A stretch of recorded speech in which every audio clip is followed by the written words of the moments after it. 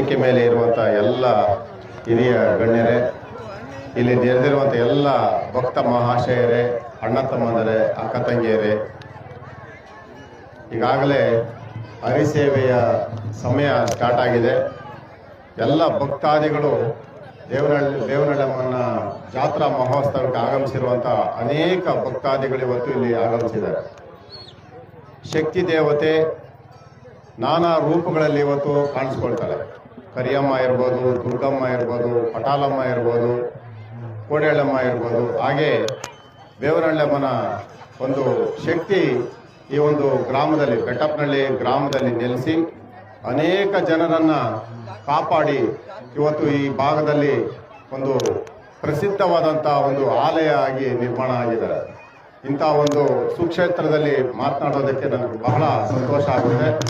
ಆ ದೇವರ ಕೃಪೆ ಎಲ್ಲರ ಮೇಲೆ ಇರಲಿ, ಸಕಾಲಕ್ಕೆ ಮಳೆ ಬೆಳೆ ಆಗಲಿ. ಯಾಕಂತಂದರೆ ಈ ಗ್ರಾಮದಲ್ಲಿ ನಡೆಯುವಂಥ ಒಂದು ಜಾತ್ರಾ ಮಹೋತ್ಸವ ರೀತಿ ಹರಿಸೇವೆ ಇವತ್ತು ನಡೀತಾ ಇದೆ. ಅದು ಸಾಮೂಹಿಕ ಭೋಜನ. ಇವತ್ತು ಎಲ್ಲರೂ ಸುತ್ತಮುತ್ತಲಿನ ಗ್ರಾಮದವರು, ಪಕ್ಕದ ಆಂಧ್ರ ಪ್ರದೇಶದವರು ಮತ್ತು ಬೇರೆ ತಾಲೂಕಿನ ಜನ ಎಲ್ಲ ಬಂದು ಇಲ್ಲಿ ಸೇರ್ತಾ ಇದ್ದಾರೆ. ಅಂತ ಒಂದು ದೇವರ ಕೃಪೆ ಎಲ್ಲರ ಮೇಲೆ ಸದಾ ಇರಲಿ ಅಂತೇಳಿ ನಾಲ್ಕು ಮಾತನಾಡಲು ಅವಕಾಶ.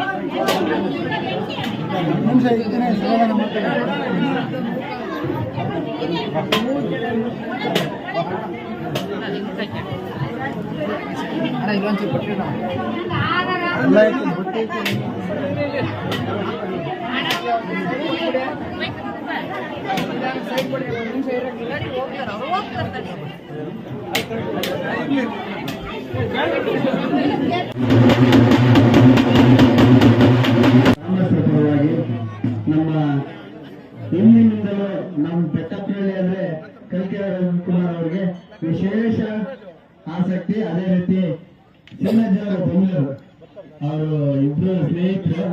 ಹಂಗಾಗಿ ಶ್ರೀನಜ್ಜವರಿಂದ ಕಲ್ಕೆರೆ ರವಿಕುಮಾರ್ ಅವರು ನಮ್ಮ ಊರ ಬಗ್ಗೆ ತುಂಬಾ ಅಭಿಮಾನ ಇಟ್ಟವ್ರೆ. ಅವರಿಗೆ ನಮ್ಮ ದೇವಸ್ಥಾನದ ಪರವಾಗಿ ಹೃತ್ಪೂರ್ವಕವಾದಂತ ಸ್ವಾಗತವನ್ನು ಬಯಸ್ತಾರೆ.